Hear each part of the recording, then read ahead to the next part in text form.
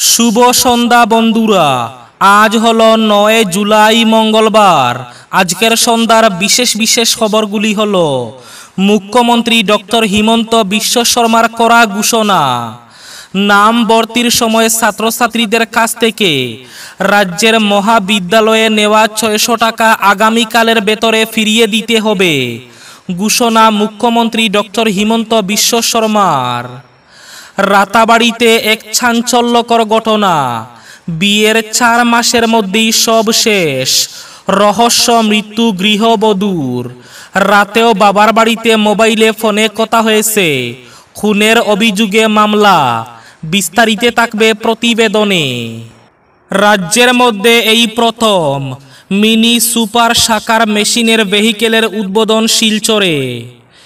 বন্যা পরিস্থিতির জন্য এই মাসে রেশনের তারিখ ৫ দিন বৃদ্ধি করা হয়েছে। জুলাই মাসে ১৫ তারিখ পর্যন্ত পাবেন রেশন সামগ্রী। বৃষ্টি যেন থামছেই না। আগামী ২৪ ঘন্টায় রাজ্যের বিভিন্ন প্রান্তে প্রচণ্ড বৃষ্টিপাতের পূর্বাভাস। বরাকের বন্যার ক্ষয়ক্ষতি দেখতে খুব শীঘ্রই বরাকে আসছেন মুখ্যমন্ত্রী হিমন্ত এবং জলসম্পদ মন্ত্রী পীযূষ হাজারিকা। আজ হাইলাকান্দিতে বন্যায় ক্ষয়ক্ষতি নিরূপণের নির্দেশ কেন্দ্রীয় মন্ত্রীর। শিলচর চন্দ্রপুরে জনতার হাতে আটক ৩ চোর। চন্দ্রপুরে কারখানায় চুরির চেষ্টা। বন্যা কবলিত এলাকায় নৌকা দিয়ে রেশন বন্টন করিমগঞ্জের ডিলারদের। বন্যার টাকা পাইয়ে দিতে দালালরা গ্রামের সাধারণ মানুষের কাছ থেকে টাকা নিচ্ছে, অভিযোগ গ্রাম করিমগঞ্জে। বন্যার ক্ষয়ক্ষতির অনুদান, গড়ে উঠেছে সিন্ডিকেট। এবং শেষ খবরটি, বন্যায় বিপন্ন হাইলাকান্দি বকরিহাওরের জনজীবন, সরকারি সুবিধা না মেলায় খুব জনমনে। তাহলে বিস্তারিত খবরে যাওয়ার আগে অবশ্যই ভিডিওটিতে একটি লাইক করে চ্যানেলটি সাবস্ক্রাইব করে পাশের বেল আইকনটি বাজিয়ে রাখবেন এবং ফেসবুক পেজটি ফলো করে ভিডিওটি অবশ্যই শেয়ার করবেন, যাতে সঠিক তথ্যগুলো সবার কাছে পৌঁছাতে পারে। এবার শুনুন আজকের খবরগুলির বিস্তারিত। প্রথম খবর, মুখ্যমন্ত্রী ডক্টর হিমন্ত বিশ্ব শর্মার করা ঘোষণা, নাম ভর্তির জন্য রাজ্যের মহাবিদ্যালয়ে ছাত্রছাত্রীদের কাছ থেকে নেওয়া ৬০০ টাকা আগামীকাল অর্থাৎ ১০ তারিখের ভেতরে ফিরিয়ে দিতে হবে ছাত্রছাত্রীদের। মুখ্যমন্ত্রী হিমন্ত বিশ্ব শর্মার করা ঘোষণা, নাম ভর্তির জন্য খরচ করা ৬০ কোটি টাকা রাজ্য সরকার প্রদান করবে রাজ্যের মহাবিদ্যালয়দের। আগামীকাল অর্থাৎ ১০ জুলাই প্রজ্ঞান ভারতী প্রকল্পের অধীনে মহাবিদ্যালয় বিশ্ববিদ্যালয়ে বিনামূল্যে নাম ভর্তির জন্য টাকা বিতরণ অনুষ্ঠান হবে। প্রথম পর্যায়ে টাকা বিতরণ করবে রাজ্য সরকার। তাই রাজ্যের মহাবিদ্যালয় সমূহে ছাত্রছাত্রীদের কাছ থেকে নাম ভর্তির সময় নেওয়া ৬০০ টাকা আগামীকালের ভেতরে ফিরিয়ে দিতে হবে। এদিকে বর্তমানে রাজ্যে বন্যা পরিস্থিতির পরিপ্রেক্ষিতে জুলাই মাসের অন্ন সেবার দিন ৫ দিন বৃদ্ধি করা হয়েছে। অর্থাৎ প্রতি মাসের ১ তারিখ থেকে ১০ তারিখ অন্ন সেবার দিন থাকলেও এই মাস অর্থাৎ জুলাই মাসে ৫ দিন বৃদ্ধি করে ১৫ তারিখ পর্যন্ত বৃদ্ধি করা হয়েছে। অর্থাৎ এই মাসে হিতাধিকারীরা আগামী ১৫ তারিখ পর্যন্ত রেশন সামগ্রী লাভ করবেন। রাতাবাড়িতে এক চাঞ্চল্যকর ঘটনা, বিয়ের ৪ মাসের মধ্যেই সব শেষ, রহস্য মৃত্যু এক গৃহবধূর। নববিবাহিত গৃহবধূর রহস্য মৃত্যু রাতাবাড়িতে। বিয়ের মাত্র ৪ মাসের মধ্যেই সব শেষ, নববিবাহিত গৃহবধূর রহস্য মৃত্যুতে রাতাবাড়িতে তীব্র চাঞ্চল্য। জানা গেছে গত রাতেও বাবার বাড়িতে মোবাইল ফোনে কথা হয়েছিল, কিন্তু সকালে পৌঁছায় দুঃসংবাদ। হতভাগ্য গৃহবধূর সমস্ত শরীরে আঘাতের চিহ্ন। পরিবার থেকে খুনের অভিযোগে এজাহার দায়ের রাতাবাড়ি থানায়। ঠান্ডা মাথায় খুন করে তথ্য লুপাট করতে আকস্মিক মৃত্যু বলে চালিয়ে দেওয়ার চেষ্টার অভিযোগ স্বামীর বাড়ির বিরুদ্ধে। জানা গেছে পেশায় দিনমজুর রাতাবাড়ির জগন্নাথপুরের মকবুল আলীর কন্যা সুফারা বেগমের ধর্মীয় রীতিনীতি মেনে ৪ মাস আগে রাতাবাড়ির চাঁদমারি বড়ইয়ালার আব্দুল করিমের পুত্র কমরুল ইসলামের সঙ্গে বিয়ে হয়। বিয়ের সময় নিজেদের সাধ্যমতো জামাইপক্ষের দাবি মেনে সব যৌতুক প্রদান করলেও এতে সন্তুষ্ট হয়নি জামাইপক্ষ। এতে শুরু থেকে সুফারার সংসারে অশান্তি ছিল বলে অভিযোগ। গত রাতেও বাবার বাড়িতে মোবাইল ফোনে কথা হয়েছিল সুফারার। তখন পর্যন্ত অসুখের কোনো কথা জানানো হয়নি বলে জানান বাবার বাড়ির লোকেরা। তবে সকাল হতেই পৌঁছায় দুঃসংবাদ। আকস্মিক অসুখে সুফারার মৃত্যুর খবর পৌঁছে বাবার বাড়িতে। বাবার বাড়ির লোকরা অভিযোগ করে বলেন, ঘটনার খবর পেয়ে এসে দেখতে পান গৃহবধূর সমস্ত শরীরে আঘাতের চিহ্ন স্পষ্ট। এতে পরিবার থেকে খুনের অভিযোগে রাতাবাড়ি থানায় এজাহার দায়ের করা হয়েছে। ঠান্ডা মাথায় খুন করে তথ্য লুপাট করতে আকস্মিক মৃত্যু বলে ছালিয়ে দেওয়ার চেষ্টার অভিযোগ স্বামীর বাড়ির বিরুদ্ধে। এবার রাতাবাড়ি থানার পুলিশের তদন্তে বেরিয়ে আসবে আসল রহস্য।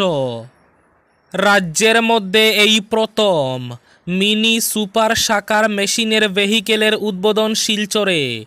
শিলচর শহরের আবর্জনা সাফাই করতে মিনি সুপার সাকার মেশিন মাউন্টেড ইলেকট্রিক ভেহিকেলের উদ্বোধন করলেন কেন্দ্রীয় বিদেশ বিষয়ক প্রতিমন্ত্রী পবিত্র মার্গেরিটা। আজ শিলচর পুরসভার 6টি ইলেকট্রিক ভেহিকেলের আনুষ্ঠানিকভাবে উদ্বোধন করেন তিনি।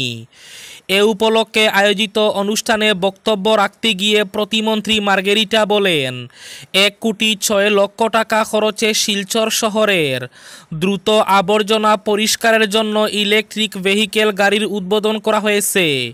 মন্ত্রী এও বলেন, শিলচর শহরের যেসব কাজ এখন পর্যন্ত শেষ হয়নি তা দ্রুত করা হবে।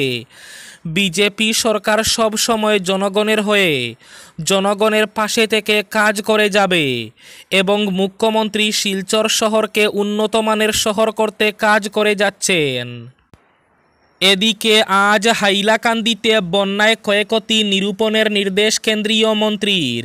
কেন্দ্রীয় বিদেশ প্রতিমন্ত্রী পবিত্র মার্গেরিটা হাইলাকান্দি জেলায় সাম্প্রতিক 2 দফা বন্যার ক্ষয়ক্ষতি নিরূপণের নির্দেশ দিয়েছেন। আজ তিনি মঙ্গলবার হাইলাকান্দি জেলা শাসকের সভাকক্ষে জেলার শীর্ষ আধিকারিকদের সঙ্গে সাম্প্রতিক বন্যার এক রিভিউ মিটিংয়ে এই নির্দেশ দেন। কেন্দ্রীয় মন্ত্রী বলেন, বন্যার ক্ষয়ক্ষতি দেখতে মুখ্যমন্ত্রী হিমন্ত বিশ্ব শর্মা এবং জল সম্পদ মন্ত্রী পীযূষ হাজারিকা শীঘ্রই বরাক উপত্যকা সফর করবেন।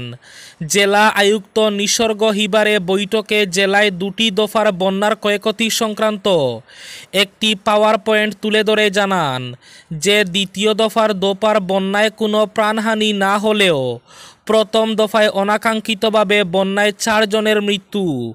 এই 4 জনের নিকটাত্মীয়কে 4 লক্ষ টাকা করে ইতিমধ্যে তুলে দেওয়া হয়েছে।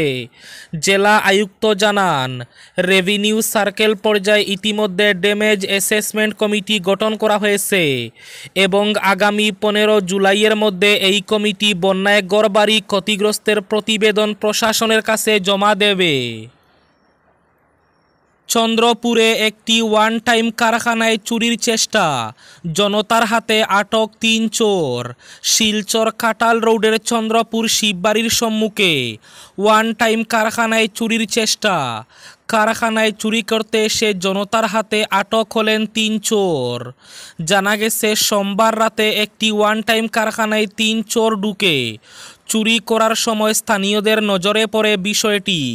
স্থানীয় জনগণ সেই কারখানায় মালিক এবং পুলিশকে খবর দেন। খবর পেয়ে পুলিশ এসে 3 চোরকে আটক করে নিয়ে যায়। এবার শেষ খবরটি, বন্যা কবলিত এলাকায় নৌকা দিয়ে রেশন বন্টন করিমগঞ্জের ডিলারদের। দফায় দফায় বন্যা আক্রান্ত করিমগঞ্জের মানুষ। এই ভয়ঙ্কর বন্যা পরিস্থিতিতে গৃহবন্দী হয়ে পড়েছেন বন্যা কবলিত বিভিন্ন এলাকার মানুষ। তাছাড়াও নিরুপায় হয়ে অনেকে আশ্রয় নিয়েছেন শিবিরে।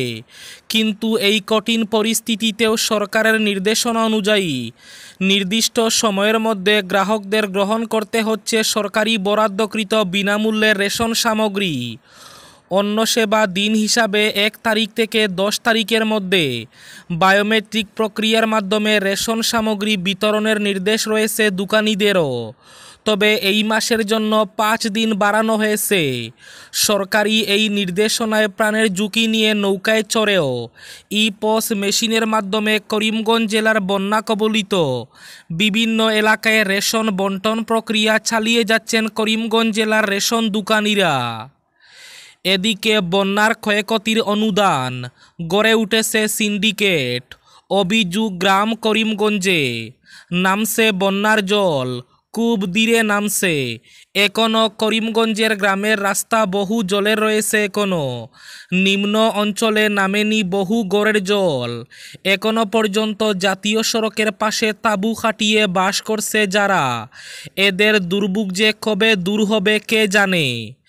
জল নামা শুরু করতে গ্রামে গ্রামে বিভাগীয় কর্মচারীরা ক্ষয়ক্ষতি নিরূপণে সার্ভে করছেন, যাচ্ছেন ক্ষতিগ্রস্ত এলাকায়।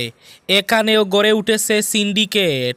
ত্রাণ সামগ্রী আত্মসাৎ সম্পর্কিত কিছু অভিযোগে তোলপাড় হয়েছিল করিমগঞ্জের বিভিন্ন অঞ্চল। সামাজিক মাধ্যমেও এসেছিল কিছু তথ্য। জেলা প্রশাসন কতটুকু তদন্ত করেছে এর ফলাফল প্রকাশ্যে আসেনি। দুষ্টরা যদি কোনো ধরনের সাজা না পায় তাহলে রোগ ছড়িয়ে পড়বে আরও। শিবিরে আশ্রিত মানুষকে ত্রাণ সামগ্রী দেওয়া হচ্ছে, কিন্তু যারা জলবন্দি বাড়িতে রয়েছে তারা একবারের বেশি ত্রাণ সামগ্রী পায়নি। তাদের ত্রাণ সামগ্রী প্রয়োজন। এক শ্রেণীর দালাল গ্রামের সাধারণ মানুষের কাছ থেকে টাকা নিচ্ছে, বিনিময়ে বন্যার ক্ষতিপূরণ পাইয়ে দেওয়ার প্রতিশ্রুতি দিচ্ছে। এই বিষয়ে অভিযোগ পৌঁছেছে প্রশাসন পর্যন্ত। শীঘ্রই তদন্ত করে বানবাসী মানুষের প্রতি সুবিচার করার দাবি রয়েছে। এদিকে বন্যায় বিপন্ন বকরিহাওরের জনজীবন সরকারি সুবিধা না মেলায় খুব ভয়াবহ। বন্যায় বিপাকে বকরিহাওর জিপির মাইমাল সম্প্রদায়ের মানুষও। বর্তমান বন্যার সময় সরকারি সুযোগ সুবিধা থেকে বঞ্চিত তারা। অসহায় অবস্থায় দিন কাটাচ্ছেন বকরিহাওর জিপির শত শত মাইমাল পরিবার সহ অন্যান্য মানুষ। তিনবার বন্যার কবলে পড়েও সরকারি কোনো সাহায্য জুটেনি তাদের ভাগ্যে। বকরিহাওর, কালীনগর সহ গোটা উত্তর হাইলাকান্দিতে বন্যা হয়নি। বন্যা পরিস্থিতিতে সরকারি কর্মচারীরা বলেছেন বলে অভিযোগ করে রবিবার সাংবাদিক ডেকে তাদের দুঃখ দুর্দশার কথা তুলে ধরেন। সংবাদ মাধ্যমের সামনে ফসাই মিয়া নামের একজন বলেন, তিনবার এই অঞ্চল বন্যার জলে প্লাবিত হলেও সরকারি সুযোগ সুবিধা জুটেনি তাদের ভাগ্যে, এমন অভিযোগ করেন তিনি। এই ছিল আজকের সন্ধ্যার বিশেষ খবরগুলি। ভিডিওটি অবশ্যই লাইক করে শেয়ার করে দেবেন।